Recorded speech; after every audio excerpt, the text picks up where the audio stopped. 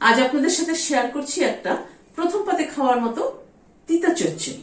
এখানে উচ্ছে নিয়েছি 4টে, একটা আলু ছুলে নিয়েছি আর 5টা পটল নিয়েছি। সব সবজিগুলোকে কিন্তু একটু লম্বা লম্বা করে কাটবো। চচ্চড়ির সবজি কিন্তু সবসময় দেখবেন একটু লম্বা করে কাটতে হয়।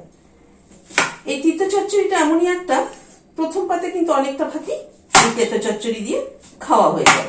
পটলটাকে কেটে নিচ্ছি। পটলটাকে মাঝখান দিয়ে কেটে 2 অর্ধেক করে নিচ্ছি, মানে একটা পটলকে 4 টুকরো করে কেটে নিচ্ছি। এবার আলুটাকেও লম্বা লম্বা করে কেটে নিচ্ছি। সবজিগুলোকে কেটে নিলাম। এবার একটা মশলা তৈরি করব। পোস্ত দিচ্ছি 1 চামচ দিয়ে আর অল্প একটু 1/2 চামচ দিলাম। নারকেল কোড়া দিচ্ছি এর সাথে 2 চামচ আর একটা লঙ্কা ভেঙে দিয়ে দিচ্ছি। এই মশলাটার একটা পেস্ট তৈরি করে নিচ্ছি। অল্প একটু জল দিয়ে দিলাম। সরষের তেল দিচ্ছি।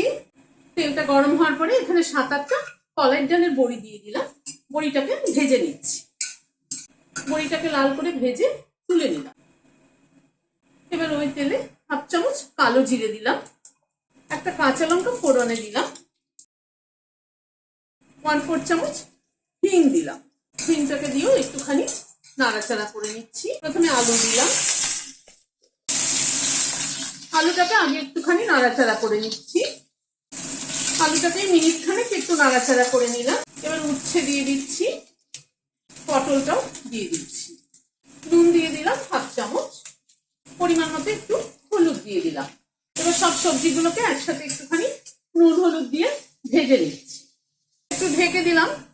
ভাজার সাথে সাথে সবজিটা একটুখানি সেদ্ধও হয়ে যাবে। মিনিট 3-4 মতো ঢাকা ছিল, ঢাকাটা খুললাম। সবজিটাকে আর একটু ভাজা ভাজা করে নিচ্ছি।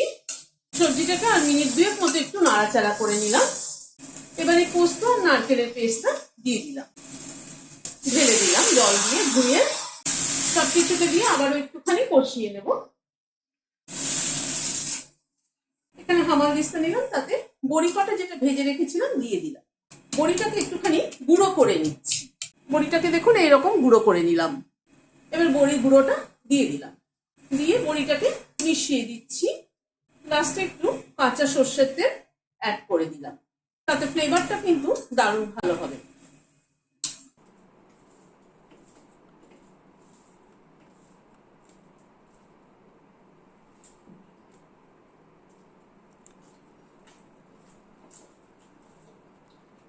খেতে কিন্তু দারুণ হয়েছে।